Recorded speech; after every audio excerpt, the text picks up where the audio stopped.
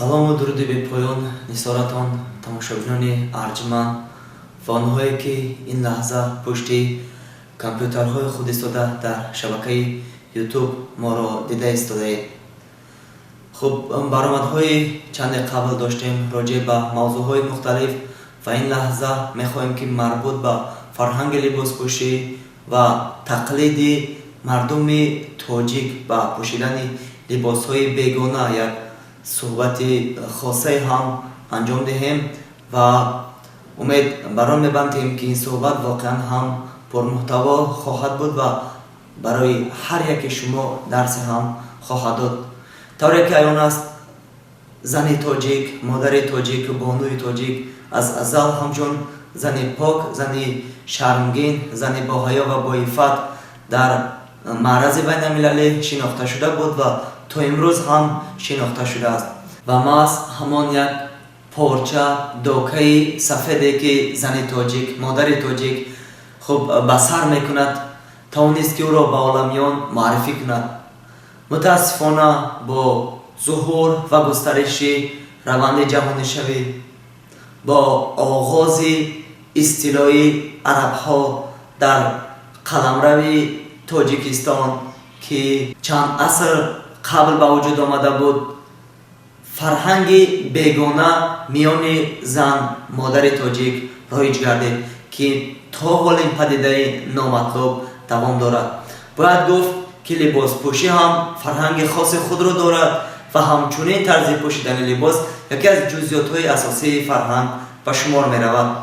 тавре ки аён аст, либоси асосии зани тоҷик ин курта, поҷома ва рӯймол маҳсуб меёбад ки мутаассифона имрӯз ҷойи ин либоси миллиро либосҳои аврупоӣ ва арабӣ гирифта истодаанд. тавре ки аз расонаҳои иттилоотӣ огоҳ ёфтем, имрӯзҳо дар ҳудуди як қатор кишварҳои аврупоӣ чун олмон, дания, нидерландия ва ғайраҳо пӯшидани бурқа ва ниқоб ё худ рӯсарӣ ки метавонад 98-97% чеҳраи инсонро махфӣ нигоҳ дорад, дар ҷойҳои ҷамъиятӣ манъ карда шуд ки албатта мо тарафдори ин нестем, вале тарафдори он ҳам нестем ки модари тоҷик бо чунин либосҳо дар ҷойҳои ҷамъиятӣ гашту гузор кунад. ман ҳамчун як ҷавони фаъол, ҳамчун як нафаре ки дорои эҳсоси миллатдӯстию меҳанпарастӣ ҳастам, мехоҳам ки модари тоҷик, зани тоҷик ба асли худ бозгардад. аз пайравӣ намудан ба фарҳангҳои бегона худдорӣ кунад. бояд ки анъанаи некиниёгон, яъне пӯшидани либоси миллӣ ва ба бар кардани ҳамон куртаву поҷомаи тоҷикию ба сар кардани рӯймоли бибигӣ бори дигар эҳьё ва роиҷ гардад.